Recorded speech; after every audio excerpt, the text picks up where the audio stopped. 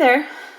So I did not make a video last week, and I've decided to slow down a little bit because it's kind of like drinking out of a fire hose, and I'm getting a little overwhelmed and a little discouraged about how much I want to learn and change. So I decided it would be better for me to slow down just a hair. So I'm still talking about shame and external validation. And I had showed you guys my shame monster. And I'm also gonna make a written blog this week, but mostly I'm gonna talk about my shame monster. So if you want to learn what shame is and what the opposite of shame is, and all those kind of fun things that I learned, my thoughts on that, you can go to my written blog. But this week I want to talk about my shame monster, Mr. Hole, Hole. So I learned something fun, that there are animals in the animal kingdom that can eat poison and then break it down into its basic parts, into amino acids, and make it useful. So then they can digest it. And sometimes even their waste then can create a more hospitable environment for other creatures in that environment. So like on the ocean floor, there's sea vents that create water, and I'm not sure what all it is, but it takes off a toxin that these microorganisms eat, digest, and then the waste becomes useful for other sea creatures to eat, which is so cool. And I was thinking about the toxicity of my environment and in my personal ocean, the landscape of Emily, and Mr. Hole, and how in my last video I showed him eating I am not enough bugs and I am ugly bugs. So kind of those toxic things I put into my system, the thoughts I have that are not healthy for me. And I've been thinking how cool it would be for Mr. Hole to have a digestive system that was positive, that could take those things, take them apart, and make more positive environment for me and clean my environment instead of creating something more toxic. So I made an artwork of that. And to make this artwork, and a lot of the concepts come from cognitive behavioral therapy that talks about cognitive distortions. So things we think that are untrue and hurtful towards ourselves or others. So I wanted to show you guys the artwork I made, and it's the inside of him, it's like a typography. Once upon a time, there was a little boy named Ian who loved to go with his family on the boat on the ocean. And one day as they were out on the boat, there was a big storm that came. And a big wave hit their boat. And Ian, caught off guard, fell off the boat and splashed into the water. And he fell and he sunk deep into the water. Now Ian was a good swimmer, so he started to try and swim, but unexpectedly, a big black fish with sharp teeth, glowing orange eyes and mouth caught him up and ate him in his big mouth. And Ian fell asleep. When Ian awoke, he found himself in a magical, mysterious place.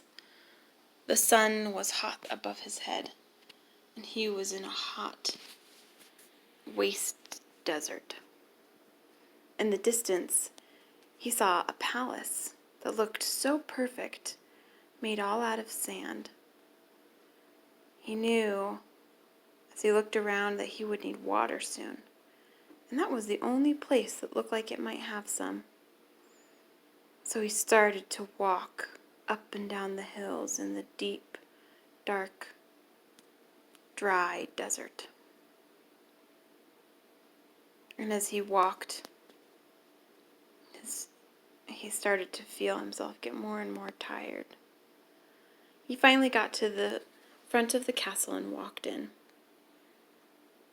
And the whole thing was made completely of sand and had the most intricate details. It was the most beautiful sandcastle he had ever seen in his entire life.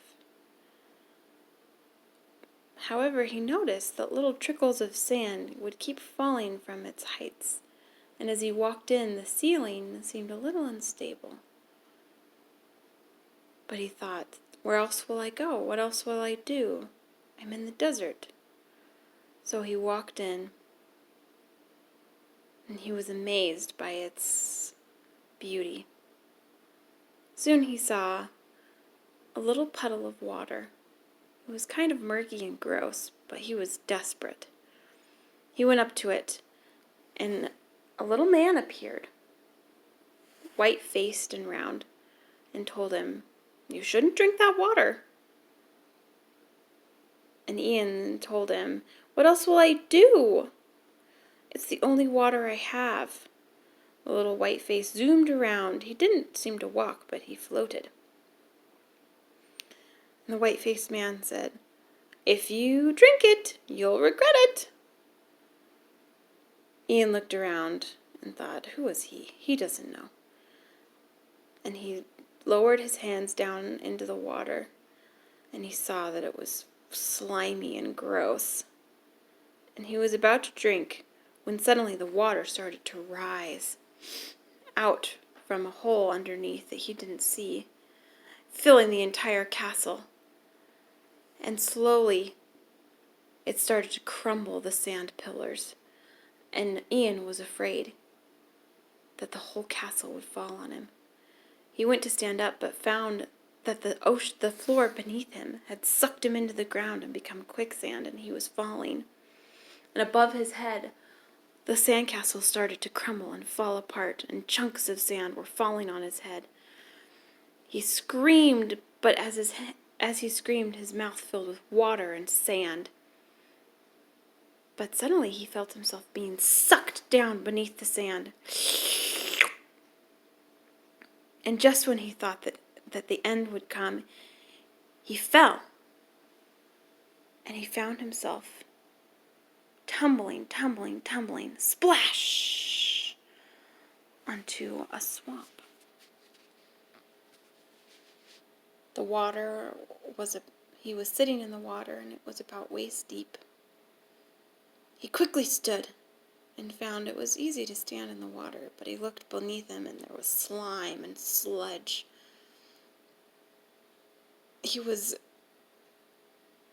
He found that even though there was plenty of water, there was nothing to drink.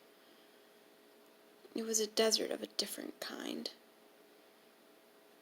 Underneath him, he thought he felt something move. He ran through the swamp, splashing as he did, with difficulty as every step sloshed his foot in mud and tried to keep him where he was. The waist-deep water was sloshing against his body as he tried to move through it quickly. He didn't know how he would get anywhere good. He was scared. When suddenly, Ian saw a little raft and a little river. He ran towards it as fast as he could. He hopped on the boat and started to make his way down. He saw a little sign that said, "Welcome to Empathy." And he looked back and saw, "Now entering Kingdom of Shame." He was glad to be entering into a kingdom of empathy. He went down the raft. There was a few hot springs along his way. He picked up his boat and went around them, and kept down under a bridge, and came upon an ocean. It was a very welcoming ocean, and a nice beach. He sat, he read a book, he made a fun sandcastle, and all was calm.